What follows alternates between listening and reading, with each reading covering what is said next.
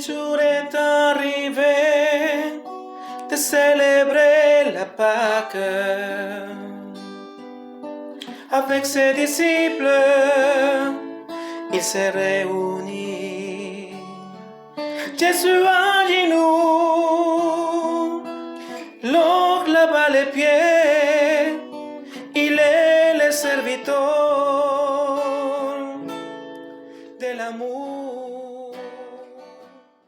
Bonjour, je m'appelle Robert Larouche et puis je suis de la paroisse de Saint-Mathieu d'Aricana.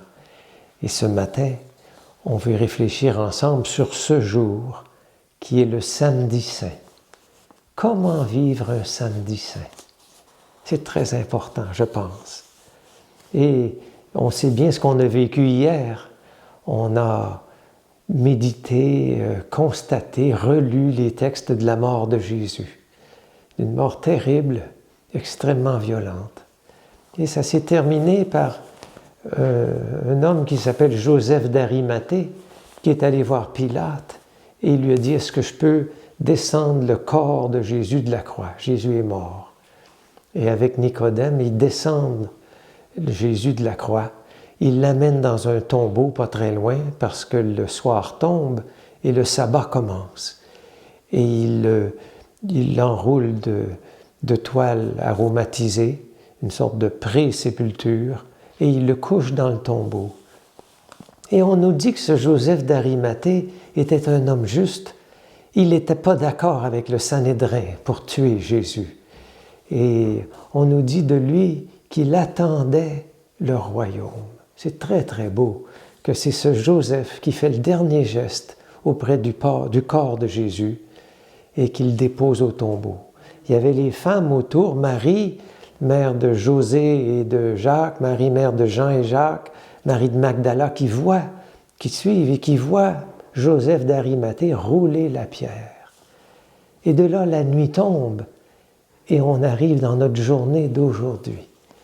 Et c'est étonnant, les évangiles nous disent très peu de cette journée de sabbat de la communauté de Jésus. On n'entend pas dire que les disciples se rassemblent pour prier. On n'entend pas que tel ou tel disciple reste dans la foi que Jésus va ressusciter. Aucun texte comme ça. Et donc, ce n'est pas ça qui semble avoir été vécu. On ne nous dit pas que Dieu intervient, qu'il donne une parole nouvelle, une consolation. Il y a plutôt un grand silence, et c'est le sabbat. On ne peut même pas imaginer que les femmes préparent les aromates, elles ne peuvent pas travailler. Qu'est-ce que c'est que cette attente? Que ce silence de Dieu, et qui est comme enveloppé par la mort de Jésus. On peut deviner par les évangiles du lendemain, du troisième jour, qu'est-ce que les disciples font le samedi. Il y en a qui quittent la communauté, qui se mettent en marche, ils sont découragés. Il y en a qui disent comment leur rêve est brisé, et que c'est clair maintenant que Jésus ne va pas chasser les Romains, il est mort. Donc, une crise de foi énorme chez certains. D'autres, peut-être, sont dans l'affliction, comme Pierre, qui a trahi.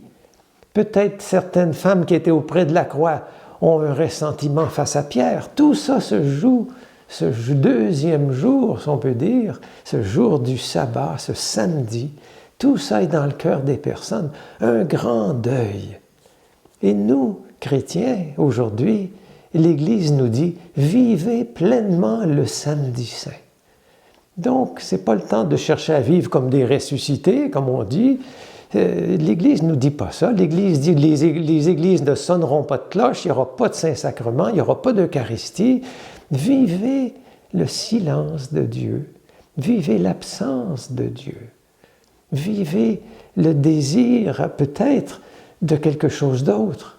Mais la réalité, faites face à la réalité de ce qui est apparu. C'est très précieux que l'Église nous demande ça. Et je crois que si l'Église nous demande de le vivre, c'est parce que d'une part, chacun de nous, on a soit vécu quelque chose comme ça, ou on va le vivre. Des périodes de nos vies où la foi a été complètement secouée, où on a senti Dieu complètement absent, aucune certitude ne demeurait, et qu'on devait avancer dans le noir. ou bien l'Église aussi nous demande de le vivre, parce qu'elle sait que tant de personnes vivent cela, puis elle aimerait bien que nous, les chrétiens, nous soyons capables de demeurer auprès de ceux qui vivent un tel drame. Regardez récemment les Premières Nations. Elles sont allées voir le pape François. Ça n'a pas été facile d'obtenir d'être accueillies. Elles sont allées voir le pape François. Et pendant une semaine entière, le pape François les accueille. Est-ce que les Premières Nations ne vivent pas un samedi saint? Depuis tant d'années, ils essaient de sortir des séquelles de la colonisation que nous leur avons imposée par les pensionnats, parfois même par nos attitudes de savoir beaucoup mieux qu'eux ce qui était être civilisé. Combien de fois on les a blessés? Et aujourd'hui, ils vivent encore les séquelles de cela. Ils sont encore blessés de nos abus. Et ils s'en vont encore, malgré tout, voir le pape. Et le pape dit, il les a d'abord beaucoup écoutés, de nombreuses heures. Ensuite, il dit, j'ai pris tout ce que j'ai écouté, c'est ces mots, le pape dit, et je suis allé prier avec ça. C'est très, très beau. Puis il dit, en allant prier avec ce que vous m'avez dit, il dit, j'ai commencé à ressentir en moi ce que vous avez vécu, ce que vous avez perdu de votre langue, votre identité, de ce que le pensionnat a créé en vous, de ce qui vous a enlevé, du deuil que vous vivez jusqu'à aujourd'hui. Et puis il dit, j'étais plein de reconnaissance parce que vous avez ouvert vos cœurs à moi. Alors, le pape ne dit pas, vivez en ressuscité, changez, passez à autre chose, tournez la page. Il n'a pas dit de formule comme celle-là. Il a dit, je suis avec vous et j'ai pris en moi ce que vous vivez. Il a vécu avec eux leur samedi saint. Et le lendemain, ou 3 jours plus tard, il leur a dit encore plus. Il dit, j'ai réfléchi toute cette semaine et il dit, je vois la vérité. Je vois que c'est le colonialisme qui est la cause de votre douleur. Et moi, il dit, j'ai une honte que des chrétiens aient utilisé le système des pensionnats pour vous évangéliser. J'ai honte. C'est une indignation. Alors, on voit que son cœur était plein d'avoir vécu avec eux leur situation. Voilà, je pense, une route que le pape nous donne et qu'aujourd'hui, nous, chrétiens, on peut comprendre pourquoi l'Église nous dit « Vivez donc un samedi saint. Vivez donc ce silence de Dieu.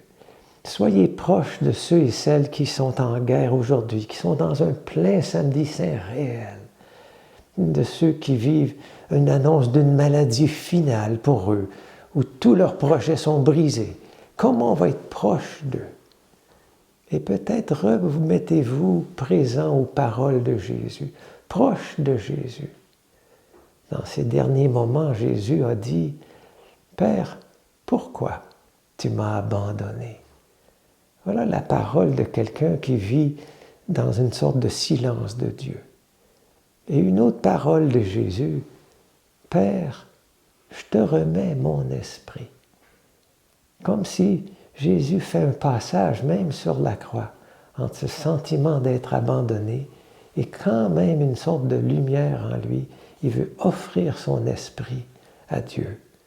On peut, en ce jour de samedi, retourner vers ces paroles-là et demeurer avec ce que Dieu voudra bien nous donner, ce qu'il voudra qu'on vive, et si c'est un silence, même désertique, de vivre le désert du samedi saint. Peut-être on pourrait prier aujourd'hui que Dieu nous enseigne à demeurer auprès de ceux qui vivent un samedi saint.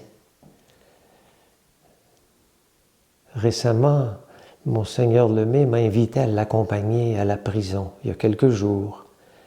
Et quand on est en prison, beaucoup de rêves sont brisés, l'avenir est incertain et on peut parfois se demander, est-ce que Dieu est là? Est-ce qu'il est avec moi? Et donc, Monseigneur Lemay, le matin, a rencontré personnellement des prisonniers. Et l'après-midi, il a célébré un temps eucharistique. Il m'a invité à l'accompagner. Et ce n'est pas facile de trouver la parole à dire à des personnes en prison. Monseigneur les a invités à la lumière de l'Évangile à faire ce qu'ils peuvent pour essayer de poser des actes d'amour, des actes de vie, et de trouver un bonheur dans des actes d'amour, même en cellule, avec leurs confrères. Mais ce qui me touchait beaucoup, c'est que plusieurs prisonniers, en majorité d'ailleurs des Premières Nations, la profondeur de leur prière, la profondeur de leur écoute de la parole, la façon dont ils recevaient l'Eucharistie et comment il y avait une sorte de présence de Dieu. Et donc, ça m'a fait voir que d'aller vers les personnes qui vivent un samedi saint, c'est comme tout d'un coup, en étant proche d'eux, en ne leur disant pas trop de paroles, de formules, mais plutôt d'être à l'écoute, on découvre qu'il y a comme une soif, une sorte de présence de Dieu. Peut-être c'est pour ça que l'Église veut qu'on apprenne à bien vivre le samedi, pour aller vers ceux qui le vivent et de redécouvrir peut-être la présence de Dieu là. Un jour, Saint Paul était en prison et lui aussi était dans une sorte de dénuement. Mais en prison, Paul disait, je pense que quand je viens en prison, ça aide quand même à la croissance de l'Évangile. Et puis il écrivait aux Philippiens, puis il dit, si vous pouvez, quand vous vivrez quelque chose comme une prison ou des souffrances, peut-être essayer de vous unir à Jésus.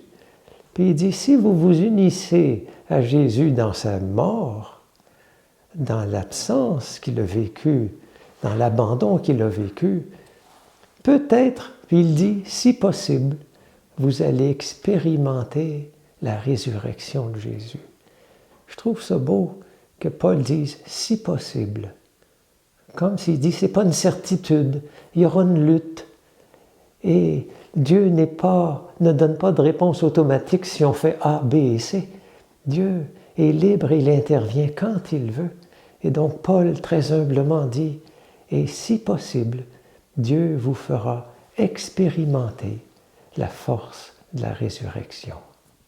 Peut-être c'est ma prière pour nous aujourd'hui, en ce samedi saint.